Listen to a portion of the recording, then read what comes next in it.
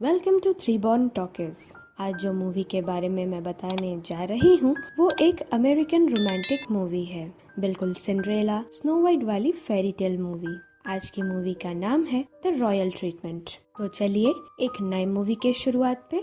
Movie की शुरुआत में हम अपने हीरोइन को देखते हैं जिसका नाम इजी होता है। वो एक काइंड हार्टेड और ब्यूटीफुल गर्ल होती है। वो एक हेयर ड्रेसर है और अपने मॉम और ग्रैंड मॉम के साथ रहती है। वो जब बच्चों को डोनट बांटने जा रही होती है तभी उनके शॉप में शॉर्ट सर्किट हो जाता है, जिससे शॉप का काफी नुकसान होता है। शॉप पुराना होता है, फिर भी शॉप ओनर का असिस्टेंट उस शॉप के नुकसान के लिए उससे पैसे लेता है। इस बार वो उसके ट्रैवल सेविंग्स दे देती है। यहाँ हमें पता चलता है कि इजी को घूमना और दुनिया एक्सप्लोर करना बहुत पसंद है। जब वो अपनी सेविंग्स दे देती है तभी ये सब देखकर उसकी मॉम और ग्रैंड मॉम और सैलून के वर्कर्स बहुत दुखी होते हैं। दूसरी तरफ हम अपने मूवी के हीरो थॉमस को देखते हैं, जो कि एक प्रिंस होता है, पर उसे प्रिंस होने का बिल्कुल मन नहीं होता। वो कोई भी चीज अपनी मर्जी से नहीं कर पाता, इसलिए वो चिड़चिड़ा हो जाता है। उसे कॉमन मैन होना ज्यादा पसंद है। फिर वो अपने असिस्टेंट वॉल्टर को उसके लिए एक हेयर ड्रेसर को बुलाने को बोलता है, क्योंकि उसका बाल बहुत बड़ा हो चुका है और अभी उसे काटने हैं।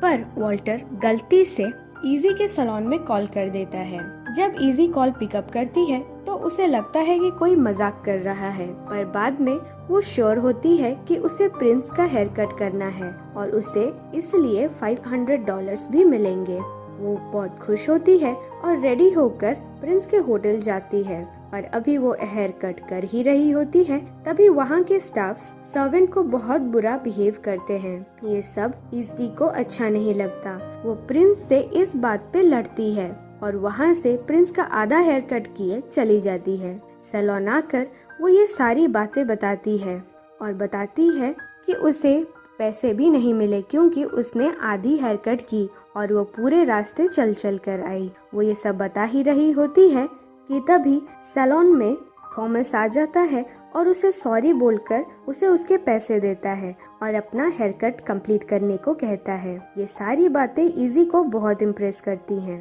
और वो थॉमस को बहुत ही अच्छा सा हेयर कट देती है। थॉमस को इजी की फैमिली बहुत पसंद आती है। फिर वो दोनों थोड़ा वॉक पे जाते हैं, जहाँ दोनों मिलकर रॉयल स्टाफ को बहुत परेशान करते हैं। थॉमस को ये कॉमन मैन वाली लाइफ बहुत ज्यादा अच्छी लगती है। फिर हम देखते हैं कि प्रिंस अपनी एंगेजमेंट पार्टी में चला जाता है, जहां हमें पता चलता है कि उनकी जो हेयर ड्रेसर और मेकअप आर्टिस्ट आने वाली थी, किसी प्रॉब्लम की वजह से वो नहीं आ रही है। तो उनकी प्रॉब्लम सॉल्व करते हुए वॉल्टर इजी को बुलाने का ऑफर देता है, जिस पर प्रिंस भी हामी भर देता है। वॉल्टर इजी को रॉयल वेडिंग में हेयर ड्रेसर और मेकअप आर्टिस्ट बनने का ऑफर देता है, जिससे उसे $5,000 भी मिलेंगे। इजी इससे काफी खुश हो जाती है। फिर इजी अपने 2 वर्कर्स के साथ कैसल आती है, जहां थॉमस उसके रहने का काफी अच्छा इंतजाम करता है। वो तीनों अब थॉमस की मॉम एंड डैड से मिलते हैं, पर उन्हें उनका कॉमन मैन होना बिल्कुल पसंद नहीं आता, इसीलिए वो उसे पसंद भी नहीं करते। वॉल्टर फिर उन्हें खुद के रूम्स दिखाता है और इजी को वहाँ एक प्राइवेट मेड भी मिलती है, जिससे वो बहुत ही अपनेपन से मिलती है। फिर वो कैसल का टूर करते हैं। इधर हम देखते हैं कि थॉमस की अरेंज मैरिज हो रही है, इसीलिए वो उसकी होने वाली वाइफ को ठीक से नहीं जानता। ये सारी प्रॉब्लम्स जब वो अपनी मॉम एंड डैड को बताता है तो वो उसकी बात बिल्कुल नहीं सुनते। फिर हम देखते हैं कि कुछ रॉयल स्टाफ्स इजी और उसके फ्रेंड का काम देखने आती हैं, जिस पर इजी तो पास हो जाती है, पर बाकी दोनों का काम स्टाफ को पसंद नहीं आता। ये सब के बाद इजी अपना ट्रिप एंजॉय करने बाहर चली जाती है, पर उसके फ्रेंड्स को रॉयल स्टाफ रख लेते हैं और उन्हें हेयर कट करने की ट्रेनिंग देते हैं। इधर इजी घूमते घूमते ट्रेन लाइन की दूसरी तरफ चली जाती है, जहाँ की लाइफ पूरी अलग होती है। वहाँ की लाइफ पूरी सिंपल और बहुत ही गरीब लोग वहाँ होते हैं। इजी वापस आते वक्त कैसल के सर्वेंट्स को भी अपना फ्रेंड बना लेती है। वहाँ के सर्वेंट्स, वहाँ के सिक्योरिटी गार्ड सभी इजी के फ्रेंड्स बन जाते हैं। ये सब देखकर थॉमस और उसकी होने वाली वाइफ उस पर बहुत खुश होते हैं। रात को फिर वो रेडी होकर घूमने निकलती है और अपने दोस्तों को भी बुलाती है, पर वो लोग बहुत टायर्ड हो चुके होते हैं, इसीलिए वो अकेले ही निकल जाती है। वॉल्टर इजी को अकेले जाने को मना करता है, पर फिर भी वो चली जाती है। जब ये सब प्रिंस को पता चलता है तो वो कॉमन मैन के कपड़े पहनकर इजी के साथ जाता है, जैसे कि इजी सेफ रहे। इजी उसे ट्रेन लाइन के उस पार ले जाती है जहाँ पार्टी हो रही होती है। दोनों पार्टी बहुत एंजॉय करते हैं और थॉमस पूरे कॉमन मैन की तरह सबसे मिलता है और एंजॉय करता है। उसे ये सब बहुत अच्छा लगता है। इजी को वहाँ एक छोटी सी बच्ची भी मिल जाती है जो कि अपने स्कूल ले जाती है उसे, पर स्कूल की कंडीशन देखकर इजी को बहुत दुख होता है। इधर थॉमस भी बहुत एंजॉय कर रहा होता है वो पार्टी। फिर थॉमस उसे एक प्यारी सी ओपन प्लेस में ले जाता है जहाँ वो दोनों बातें करते हुए स्टार्स देखते हैं, और बातों ही बातों में इजी उसे वो ट्रेन लाइन की दूसरी तरफ के लोगों के लिए कुछ करने को पूछती है। तो प्रिंस बताता है कि ये जो सारे डिसीजंस उसके पेरेंट्स लेते हैं, उसे कोई डिसीजन लेने की आजादी नहीं है। यहाँ जो भी होता है उनके पेरेंट्स के हिसाब से होता है। उसे तो शादी करने की भी आजादी नहीं है, बीवी चुनने की आजादी नहीं है, किसी भी चीज की फ्रीडम नहीं है।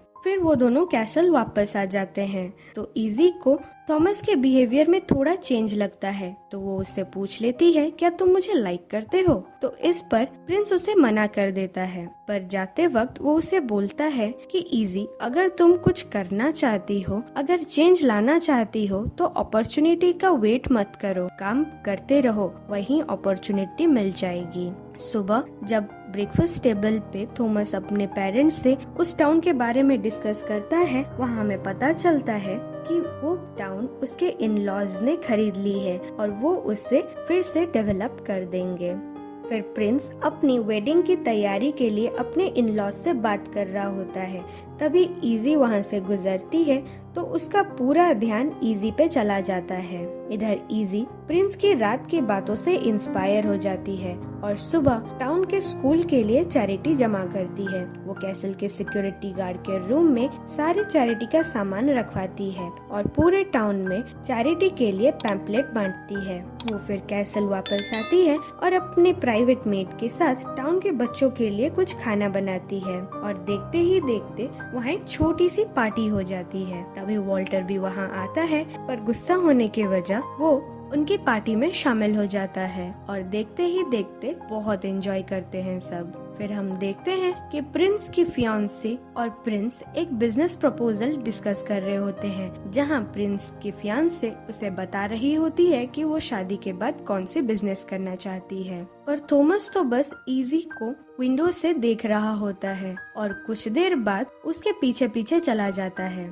इजी सिक्योरिटी गार्ड के रूम में जाती है और ये सब चैरिटी का सामान देख रही होती है। तभी पीछे से थॉमस आ जाता है और ये सब सामान देखकर उसे भी चैरिटी के लिए अपने कैसल के पुराने फर्नीचर्स देने का वादा करता है। वो ये सब बातें कर ही रहे होते हैं, तभी थॉमस के इन-लॉज और उसके फियांसे इजी को उसके क्लोज देख लेती हैं। प्रिंस के फियांसे को इससे कोई फर्क नहीं पड़ता, क्योंकि वो भी ये शादी नहीं करना चाहती, वो बिजनेस करना चाहती है। पर उसकी मॉम उसे चुप करा देती हैं और चुपचाप ये शादी करने को बोलती हैं। इधर प्रिंस कैसल से पुराने फर्नीचर्स ट्रक पे लोड करवा देता है और बाकी के सामान भी ट्रक पे लोड कराता है और दोनों टाउन की तरफ चलते हैं।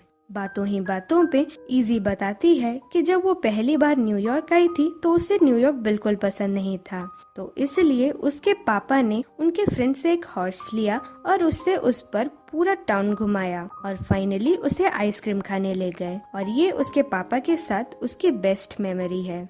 ऐसे ही बात करते करते वो टाउन पहुंच जाते हैं, जहां ये सारा सामान देखकर बच्चे बहुत खुश होते हैं। वो लोग भी बच्चों के साथ बहुत एंजॉय करते हैं। इजी और प्रिंस एक साथ ही रहते हैं। तभी थॉमस की फियांसे की मॉम इजी और प्रिंस का एक साथ वाला पिक क्लिक करती है और नेक्स्ट डे न्यूज़पेपर पे वो पिक छप जाता है। इस पिक पर रॉयल कैसल में बहुत ड्रामा हो जाता है और इजी को प्रिंस के मॉम एंड डैड ह्यूमिलिएट करके वहाँ से निकाल देते हैं। उसकी जॉब भी चली जाती है। वो पैक करके बाहर निकल ही रही होती है तो प्रिंस उसे रोकने की बहुत कोशिश करता है, पर वो बहुत हार्ट ब्रोकन हो जाती है और बिल्कुल नहीं रुकती। उसका रुकने का तो बहुत मन होता है क्योंकि वो प्रिंस को बहुत पसंद कर रही होती है, पर तभी उसके मॉम का कॉल आ जाता है और हमें पता चलता है कि उसके सैलून में फिर से आग लग गई है और वो कैसल से हड़बड़ी में चली जाती है। इधर प्रिंस को पता चलता है कि उसके इन लॉज ने वो टाउन अपने बिजनेस के लिए खरीदा है और बाद में उनके बिजनेस के लिए वो टाउन को खाली करना पड़ेगा, जिससे वो सारे बच्चे और वो सारे लोग फिर से बेघर हो जाएंगे। ये सब थॉमस को बिल्कुल अच्छा नहीं लगता और वो रिवोल्ट करने ही वाला होता है कि तभी उसके पेरेंट्स उसे चुप करा देते हैं। वो बताते हैं कि ये शादी प्रिंस के लिए करना बहुत इम्पोर्टेंट है क्योंकि रॉयल फैमिली पूरी बैंकरप्ट हो चुकी है और ये शादी ही सिर्फ उन्हें बचा सकती है। ये सारी बातें सुनकर प्रिंस भी अपनी फैमिली के खातिर चुप रह जाता है और वेडिंग के लिए मान जाता है। फिर वेडिंग डे आ जाता है और प्रिंस रेडी हो रहा होता है। तभी वॉल्टर एक अच्छे एडवाइजर की तरह फाइनली अपना मुंह खोलता है और बोलता है कि सर, पैसे तो बहुत मिल जाएंगे पर ये प्यार कभी कभी मिलता है और आप इस प्यार को क्यों खोना चाहते हैं। वो बताता है कि आप अपनी दिल की बात इजी को क्यों नहीं बता देते, पैसों से बहुत ज्यादा प्यार इम्पोर्टेंट होता है।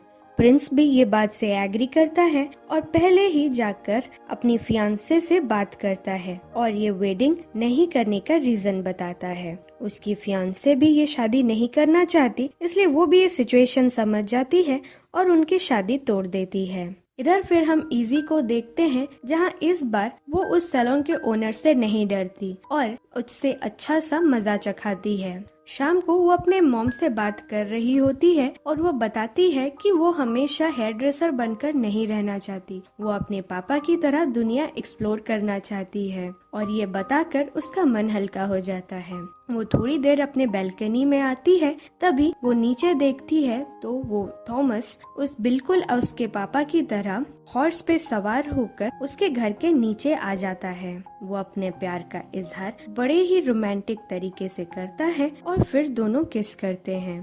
फिर सभी के सामने वो इजी को हॉर्स पर बैठाकर आइसक्रीम खाने ले जाता है जैसे कि उसके पापा ले गए थे और यहाँ हमारी प्यारी सी फेरी टेल खत्म होती है। सो फ्रेंड्स, अगर ये मूवी आपको पसंद आई तो लाइक एंड कमेंट करें और ऐसी ही अनोखी और प्यारी प्यारी मूवीज देखने के लिए हमारे चैनल को सब्सक्राइब करें। बाय।